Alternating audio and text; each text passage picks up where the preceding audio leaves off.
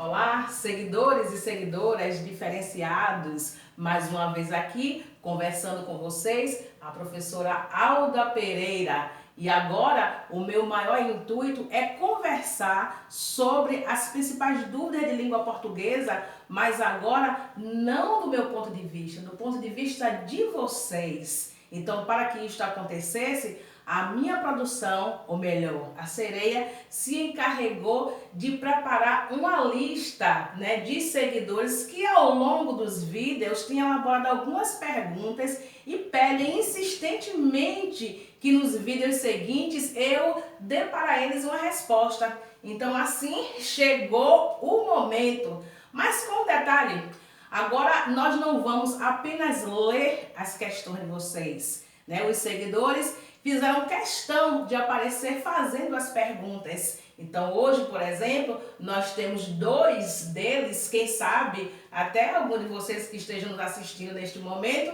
que se incumbiram de trazer à tona aquelas dúvidas assim muito perturbadoras na hora em que eles estão respondendo e estudando para concursos, mas não só para isto.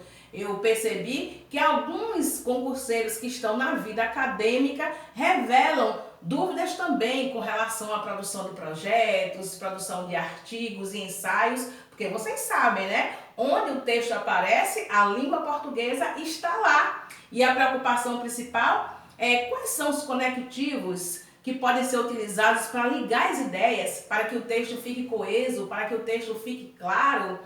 São tantas as possibilidades, mas eu não vou dar spoiler para vocês agora não. Eu vou deixar então que os concurseiros que se apresentaram hoje na lista que é a produção, que a Sereia me apresentou, falem quais são então estas principais indagações. Muitos que fizeram questão de ser o primeiro da lista. Então assim, produção, ou melhor, Sereia, quem é o nosso primeiro contemplado hoje? Para que eu possa responder, então, as perguntas, diga lá. Bem, o primeiro contemplado é Alan Ribeiro, pedindo para ser o primeiro da lista e para a Pro Alda Pereira responder a ele. Ótimo, então o seu pedido será atendido, Alan. Vamos ouvir, então, qual é a sua pergunta. Olá, boa noite, tudo bom? Estou eu aqui mais uma vez na labuta, estudando língua portuguesa.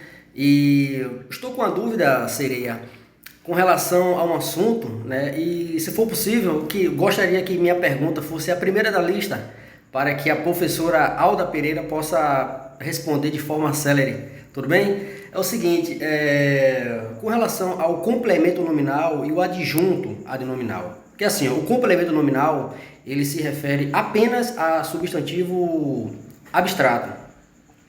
Já o adjunto adnominal, ele se refere tanto a substantivo concreto como a substantivos abstratos. Então eu queria um exemplo, na verdade, entendeu? Qual a diferença? Porque realmente hoje ainda fico com bastante dúvida em relação a isso. Então, se possível, seria que minha pergunta fosse a primeira da lista aí para que a minha professora Alda Pereira pudesse responder, eu ficarei bastante grato, tudo bem?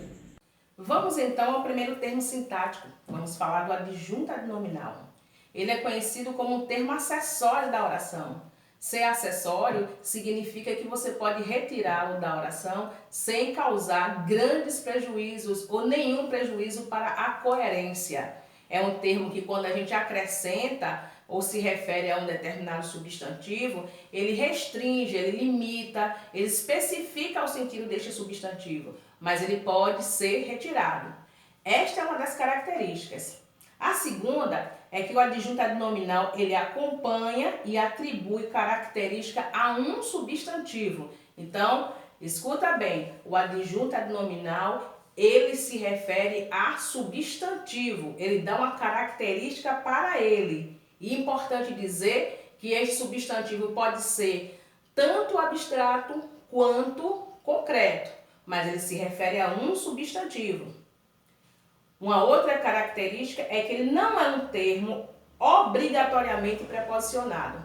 O adjunto adnominal não é obrigado a vir sempre com preposição. Não é à toa que esta última característica desta função sintática nos lembra que ele pode ser representado por artigos, adjetivos, locuções adjetivas, pronomes e numerais, porque são classes gramaticais que podem ficar rodeando o substantivo e dar uma característica bem específica para ele.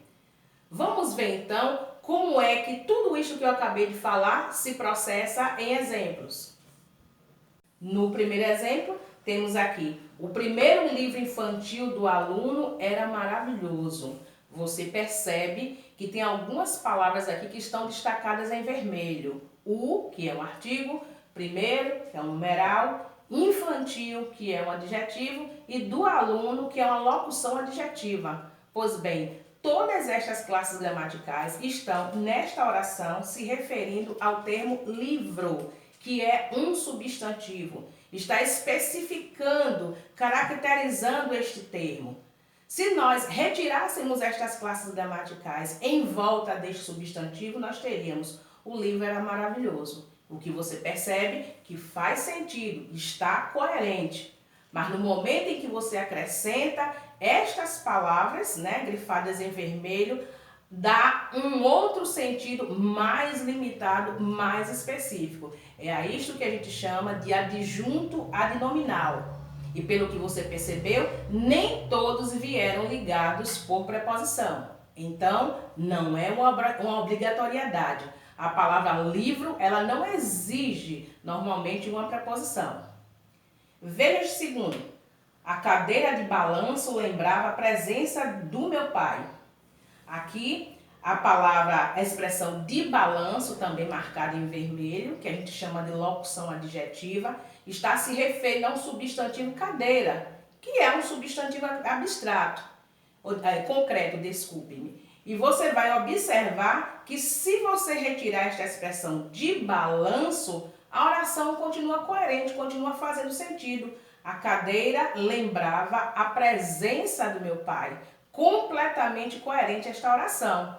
Mas no momento em que eu insiro a locução adjetiva de balanço para se referir a este substantivo concreto, a cadeira, o cadeira, nós temos aí um adjunto adnominal, é um termo especificador, tá? E neste caso veio acompanhado por preposição, mas não que a palavra cadeira em todas as orações exija este conectivo, a preposição. Vamos lá. O outro termo sintático é o complemento nominal. Este, diferente do adjunto adnominal, não é um termo acessório. O adjunto adnominal pode ser retirado da oração. Já o complemento nominal, não, ele é um termo integrante. Se você retirá-lo, vai fazer falta para o entendimento da oração. É necessário que ele esteja ali.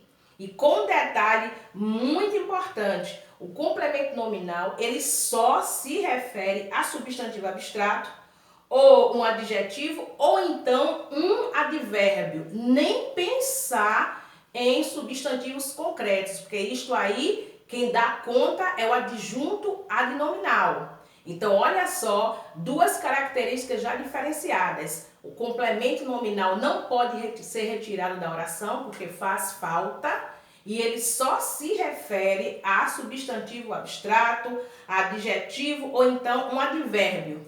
E tem mais uma diferença. Enquanto que no adjunto adnominal a preposição não é obrigatória, aqui no complemento nominal a preposição é obrigatória. Lembra lá de regência nominal. Ele pode ser representado por substantivos, por pronomes, numerais e orações subordinadas substantivas completivas nominais.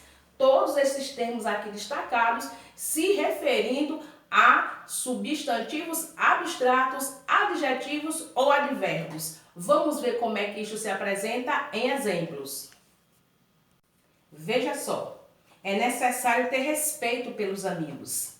Faça a coisa certa independentemente de aplausos. E estamos conscientes dos riscos. Vamos analisar aqui a primeira oração. O termo que está destacado em vermelho pelos amigos está se referindo à palavra respeito, que é um substantivo abstrato. E observa só, se eu retirar esta expressão em vermelho, a oração não vai ficar com o seu sentido íntegro, com o seu sentido completo. Eu digo, é necessário ter respeito. Bom, nós diremos, é necessário ter respeito por quem? Ou ter respeito por quê? Perceba então que esta palavra respeito, ela exige uma preposição. E se eu tirar esta expressão que foi aí colocada pelos amigos, a oração perde a coerência. Então, diferente do adjuntivo nominal, eu não coloco apenas para acrescentar uma característica e posso retirá-lo. O complemento nominal não pode sair daí de jeito nenhum, porque ele é um termo integrante. Veja outro exemplo. Faça a coisa certa independentemente de aplausos. Ó, o termo destacado foi de aplausos. Veja a quem ele se refere. A expressão independentemente. Esta terminação, mente, nos faz lembrar que isto é um advérbio. Um termo abstrato também. E na regência, veja só, esta palavra sempre vai exigir uma preposição. Quando você diz independente, é independente de. Se você diz independentemente, é independentemente de. A preposição, neste caso, é obrigatória. E ai de nós que retiremos esta expressão aí de aplausos, que a oração vai ficar sem sentido. Fica apenas assim, faça a coisa certa independentemente. Então alguém perguntará, independentemente de quê? Então responder a este de quê é dar o complemento nominal que a oração precisa. Para finalizar, veja este último. Estamos conscientes dos riscos. A expressão destacada é dos riscos. Refere-se ao termo conscientes, que é um adjetivo, um termo abstrato também. E mais uma vez a gente percebe que este adjetivo ele exige a presença de uma preposição.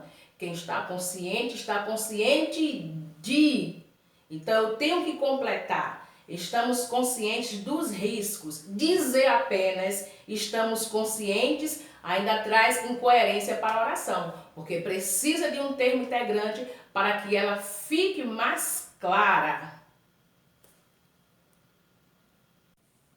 Percebeu então, Alan, que não é tão difícil o adjuntivo nominal e o complemento nominal, apesar de ambos se referirem a nomes, mas o adjuntivo nominal pode ser retirado da oração. E o complemento nominal faz falta, ele não pode ser retirado de jeito nenhum. E fica atento, viu, a essa questão do substantivo abstrato. Complemento nominal refere-se apenas a substantivo abstrato. O adjuntivo nominal pode ser a concreto, pode ser abstrato, mas ele pode sair da oração. Eu espero que eu tenha respondido muito bem a sua pergunta.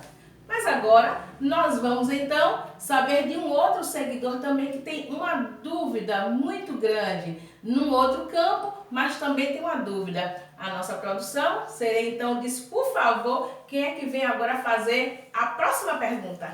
O próximo contemplado é Gabriel França. Ótimo, então Gabriel França, sou todo ouvidos agora para saber qual é o seu questionamento. Oi, Proalda, tudo bem? Bom dia. Primeiramente queria parabenizar, né, a senhora pelo excelente conteúdo que vem trazendo aí pra gente, não só nas aulas presenciais, mas também nas aulas agora online, né, via YouTube. Está sendo muito bacana pra gente, que dali a gente tira nossas dúvidas, né, e consegue compor, né, os nossos resultados que a gente vem almejando, tá? E daí também me surgiu uma dúvida, né, e queria deixar uma pergunta aqui para a senhora, para que a senhora pudesse me responder, tá? Sobre construção textual, né, estrutura de texto e conjunções, tá? E a primeira dúvida é em estruturas textuais. Se eu posso trazer vários parágrafos conclusivos dentro de um texto formal acadêmico, tá? E sobre as conjunções, né, o que é que eu posso estar fazendo para não estar repetindo muito as conjunções conclusivas, e qual é a ideia também que eu posso trazer nesse contexto com outras conjunções que têm o mesmo sentido, né? Se eu corro o risco de trazer, né, uma ideia não tão coesa quanto a que seria, né, numa escolha de uma conjunção repetitiva. E essa fica a minha dúvida aqui, tá? Para que a senhora possa estar respondendo aí. De antemão, muito obrigado pela colaboração, pela resposta. E é isso, um abraço. Tchau, tchau. Muito bem, Gabriel. Para responder a sua pergunta, é importante a gente falar um pouco sobre texto. Estes conectivos a que você se refere são importantes para que se possa fazer a ligação perfeita das ideias. Então, pelo que eu entendi, você quer saber se você, ao repetir as conjunções conclusivas no final de cada passagem do seu texto, ou seja, na conclusão, ou seja, em qualquer outro parágrafo, se isso vai depor negativamente, né, para a sua produção escrita, se isso vai comprometer a coesão, vai comprometer a elegância do texto. Então, para te responder com exatidão, eu pediria para você o seguinte: num primeiro momento, é bom que você estude as conjunções para que você possa ter um leque maior de opções quando você quiser dar em várias passagens do seu texto uma ideia de conclusão. Então, para isto, eu trouxe aqui a lembrança de algumas conjunções que você pede: as conjunções conclusivas e as conjunções finais. Vamos ver. Eu coloquei aqui só o exemplo de algumas. As conjunções conclusivas, como logo, portanto, pois, então, assim, por isso, por conseguinte, de modo que, em vista disso, entre outras. Então, quando você quiser, em alguma passagem do seu texto, dar ideia de conclusão, você pode mesclar, usar uma destas conjunções e ir variando, uma vez que você tem um leque de opções para dar ideia de conclusão. Em alguns momentos você usa o logo, em outros você usa o portanto, o outro você usa o por isso ou assim. E isto demonstra que você tem um domínio linguístico muito bom, vamos dizer assim, uma versatilidade linguística, o que é muito importante e causa um efeito maravilhoso no texto. Já as conjunções finais a que você se refere, a expressão para que, o a fim de que, e diga-se de passagem que esse a fim de que tem que ser com A separado, né? São conjunções finais que você tem à disposição quando você quiser dar ideia de finalidade em alguma passagem do seu texto. Mas não só estas, algumas locuções adverbiais podem ir a seu socorro quando você quiser dar ideia de finalidade também, como com o objetivo de, com o intuito de, com o propósito ou com vistas a. Não são conjunções, mas são expressões que dão também ideia de finalidade. Então, a partir do momento que você conhece as conjunções e algumas locuções adverbiais, você pode ir variando estas palavras no seu texto, sem, contudo, perder a ideia de conclusão. Então, o primeiro conselho: estuda estas conjunções, que eu lhe garanto que vai dar muito certo na sua escolha para finalizar cada parágrafo do seu texto. Como é importante mostrar as conjunções, mas também contextualizar, eu trouxe para você aqui um exemplo. Eu trouxe um parágrafo do desenvolvimento de um texto. Então, imagine você que este seja o segundo parágrafo do seu texto, né? Só para lembrar, mesmo sendo um segundo parágrafo, nós podemos apresentar ao final dele uma ideia conclusiva, porque é assim que um texto se processa: ideia, até o primeiro ponto continuativo, depois a fundamentação desta ideia e, ao final, nós fazemos uma conclusão, uma breve conclusão, né? Porque precisamos arrematar o nosso pensamento. E é nesta hora da conclusão que a gente chama uma conjunção conclusiva, é claro, para que a coesão seja feita de maneira adequada no seu texto. Observe então o que está escrito aqui. Na vigilância patrimonial, todos os funcionários exercem funções importantes para a segurança. Para que a estratégia seja bem-sucedida, é necessário o empenho de todos os profissionais envolvidos. Desta forma, os postos devem ser verificados E essa é só uma de várias responsabilidades do inspetor de segurança. Você observou que eu destaquei neste texto a conjunção para quê, que é uma conjunção final. Se você quisesse substituí-la, né, vamos imaginar que no terceiro parágrafo você queira dar a ideia de finalidade novamente, ao invés de usar a expressão para que, você utilizaria aqui a fim de que, né, separado como eu te falei. Mas se você precisar utilizá-la novamente, você teria aquelas locuções adverbiais que eu mostrei para você anteriormente. Você poderia dizer com o objetivo de, com o intuito de, com o propósito ou com vistas a, porque são expressões que nós utilizamos no texto também para dar uma ideia de finalidade. E na outra expressão grifada em vermelho, o desta forma, que é uma expressão conclusiva, você poderia substituí-la em outros parágrafos pelas expressões logo, portanto, por isto, sendo assim, assim sendo. Então, observou quantas opções você teria para dar a ideia de conclusão, sem, contudo, utilizar a mesma palavra, a mesma expressão. Isto é o que a gente chama de precisão vocabular, é o que a gente chama de versatilidade. Veja então um outro parágrafo.